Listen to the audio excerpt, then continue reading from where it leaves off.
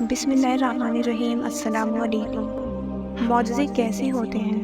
قرآن پاک کے وہ واقعات جو معجزوں پر مبنی ہیں، جن کے ذریعے ہمیں یہ سمجھنے میں مدد ملے گی کہ معجزوں کے رونما ہونے کی کیا نشانیاں ہوتی ہیں اور معجزے کب ہوتے ہیں ہماری زندگی میں، دعا کی قبولیت کی کیا نشانی ہے۔ اللہ پاک یہ سب ہمیں قرآن پاک کے ذریعے کیسے سمجھا رہے ہیں اور ہمیں ان تمام باتوں کا جواب کیسے دے رہے ہیں۔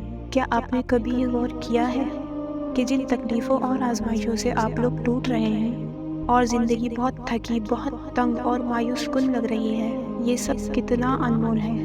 یہ جو کچھ بھی ہو رہا ہے بے وجہ نہیں ہے۔ اگر ہم قرآن پاک کو غور سے پڑھیں اور سمجھنے کی کوشش کریں تو ہمیں بالکل کلیئر سمجھ آئے گا کہ اللہ پاک کا ایک نظام ہے جس میں وہ معجزے کرنے سے پہلے انسان کو نہایت تکلیفوں سے گزارتا ہے، یہاں تک کہ حالات کو ناممکن بنا دیتا ہے۔ انسانی عقل کو تو لگتا ہے کہ اب کچھ بھی ہونا ناممکن ہے، شاید ہی اب کچھ ٹھیک ہو، اور ایسا انسان تب سوچتا ہے جب اسے اللہ کے نظام کی خبر ہی نہیں ہوتی، پتہ ہی نہیں ہوتا، اور جب ان باتوں کی سمجھ ہی نہ ہو تو پھر مایوسی تو بڑھنی ہی ہے۔ اور یہ تو بالکل کلیئر نشانی ہے کہ جب زندگی میں حد سے زیادہ پریشانیاں بڑھ جائیں تو سمجھ جائیں کہ اللہ تعالیٰ نے آگے بڑے انعام سے نوازنا ہے، کچھ ہمیں اپنے گمان سے بھی بڑھ کر ملنا ہے، جس میں سب سے بڑی مثال کعبہ کی ہے۔ اللہ چاہتے تو یوں ہی ابراہیم علیہ السلام کو حکم دیتے کہ کعبہ تعمیر کرو اور وہ کر دیتے، لیکن اللہ تعالیٰ نے پوری حکمت کے ساتھ کیا، جس کا علم نہ بی بی ہاجرہ کو تھا اور نہ ہی ابراہیم علیہ السلام کو۔ وہ تو بس اللہ پاک کے حکم کو مان کر پورے توکل کے ساتھ چل دیے، بنا کسی سوال اور شکوے کے انہوں نے مانا۔ آپ کس اسباب اور ممکنات کو ڈھونڈ رہے ہیں؟ اگر ممکن حالاتوں میں ہی اللہ سے امید لگائیں گے تو پھر اس کے معجزوں پر یقین کیسے آئے گا؟ یہ یقین کیسے آئے گا کہ اللہ سب کچھ کرنے پر قادر ہے؟ ان ناممکن حالاتوں کو بھی اپنے سامنے پلٹتا دیکھیں گے تو یہ یقین کریں گے کہ ہاں، اللہ ہی یہ کر سکتا ہے۔ اللہ اسباب کا محتاج نہیں ہے، وہ ناممکن حالات کرتا ہی اس لیے ہے جب اسے اپنے معجزے دکھانے ہوتے ہیں۔ بی بی ہاجرہ جن حالاتوں میں صحرا میں تھی، کوئی ممکنات کے راستے تھے، یہاں وہاں کریں کہ اللہ تعالیٰ دعاؤں کی توفیق کیسے دیتا ہے اور قبولیت کی نشانیاں کیا ہوتی ہیں۔ یہ دعائیں مانگی نہیں جاتی، نکل جاتی ہیں۔ بی بی ہاجرہ جانتی تھی کہ اللہ تعالیٰ معجزوں کا بادشاہ ہے، اس نے وہیں صحرا میں چھوڑنے کا حکم دیا ہے، تو کوئی بات تو ہے، کوئی حکمت تو ہے، تو مدد بھی وہی کرے گا۔ اور وہ پکارتی رہی، حالانکہ جانتی تھی حالات دکھ رہے تھے، کوئی راستہ نہیں ہے، لیکن جنہیں معجزوں پر یقین ہوتا ہے نا، وہ اللہ کو پکارنے سے کبھی بھی پیچھے نہیں ہٹتے۔ اور پھر معجزہ ہو گیا، پانی کا چشمہ پھوٹ گیا۔ آپ لوگ معجزوں کے اشارے اگر اللہ تعالیٰ سے مانگ رہے ہیں تو پھر قرآن پاک کے ان واقعات پر غور کیوں نہیں کرتے؟ اللہ تعالیٰ نے مسلمانوں کو اسی سے ہمت اور حوصلہ لینے کو کہا ہے، اسے اسی لیے بیان کیا، ورنہ اور کیا وجہ ہے انہیں بیان کرنے کی؟ ہاں، بس دیکھنا یہ ہے ہمیں کہ ہمارا توکل کیسا ہے۔ یہ زمزم کا چشمہ پھوٹا تھا ان کے توکل سے۔ ہم باتیں کر لیتے ہیں اور سن لیتے ہیں، لیکن قائم رہنا ہمارے لیے مشکل کیوں ہوتا ہے؟ بی بی ہاجرہ نے کیا خود پر شیطان کا وسوسہ آنے دیا؟ ہرگز نہیں۔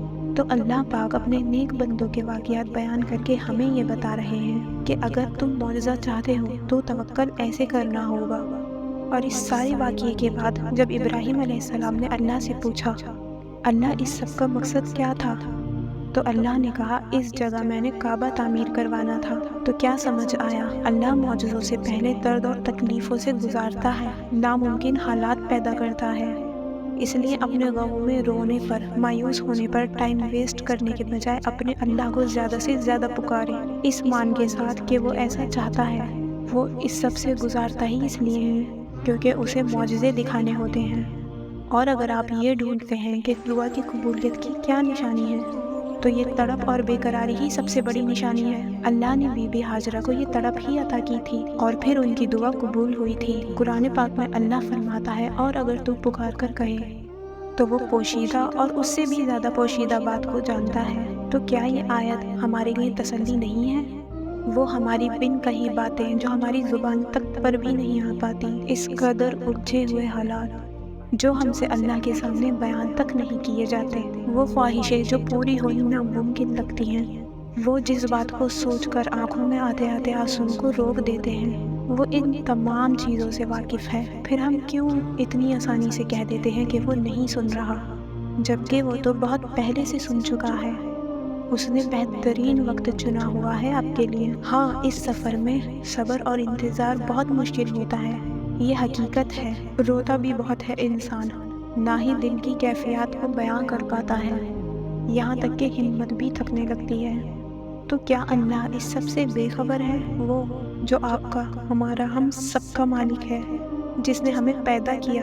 ہرگز نہیں، وہ تو سب کچھ جانتا ہے۔ بس آپ کو یہ یقین کرنا مشکل ہوتا ہے کہ اس سب کا اللہ تعالیٰ نے ایک وقت طے کر رکھا ہے۔ ایسے حال میں تو اپنے ایمان کو اور بھی زیادہ ہمت دینی ہوتی ہے۔ ضروری نہیں کہ سب کچھ ہماری مرضی کا ہو اور ہمارے سوچے ہوئے وقت پر ہی ہو، کہ ادھر دعا مانگی اور اسی وقت مل گیا۔ دعاؤں کی قبولیت کے لیے کوشش بھی کرنی ہوتی ہے، اور پورے صبر اور یقین کے ساتھ انتظار بھی۔ قرآن پاک کے واقعات سے آپ کو سمجھ آئے گا کہ اللہ نے پریشانی اور ایک طویل وقت سے گزارا، تب جا کر معجزے ظاہر ہوئے۔ ہم سبھی کو قرآن پڑھنا چاہیے، اس سے اچھی کوئی موٹیویشن نہیں ہو سکتی، کوئی ہمت دینے والی چیز نہیں ہو سکتی۔ جب بھی آپ کا دل چاہے کہ اللہ آپ سے باتیں کرے تو قرآن پڑھا کریں۔ دعا میں کوشش کیسے کریں؟ تو دعا میں کوشش کریں صبر سے، بغیر کسی مایوسی سے اپنی دعاؤں کے ظاہر ہونے کا انتظار کرنا۔ دعاؤں میں کوشش کرنا ہوتا ہے، یہ یقین اس لیول تک چلا جاتا ہے کہ آپ کو راتوں میں اٹھنے پر مجبور کر دیتا ہے، اور پھر تہجد ملتی ہے۔ یہ سب کچھ اس کی رضا سے عطا ہوتا ہے۔ تہجد تو ہوتی ہی قبولیت کی عبادت ہے۔ تو جب اللہ پاک آپ سے قبولیت کی عبادت کروا رہا ہے، تو کیا یہ نشانی نہیں ہے کہ اس نے آپ کی دعا قبول فرما لی ہے؟ جب وسوسے آئیں اور دل گھبرانے لگے، ان باتوں پر غور کیا کریں، اپنے اللہ کی نعمتوں پر غور کیا کریں جو اس وقت بھی آپ کے پاس موجود ہے۔ قرآن پڑھا کریں، آپ کو بہت تسلی ملے گی، شیطان کے وسوسوں سے اور برے کاموں سے بھی آپ بچ جاؤ گے۔ اللہ تعالیٰ سے جڑنے پر یہ یقین اور صبر آپ میں خود آئے گا کہ سب کچھ ہو جائے گا اپنے وقت پر۔ انشاءاللہ اللہ پاک آپ سب کی زندگی میں معجزے کرے گا۔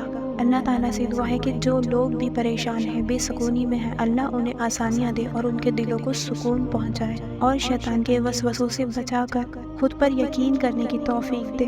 آمین۔ ہمیں بھی دعاؤں میں یاد رکھیں۔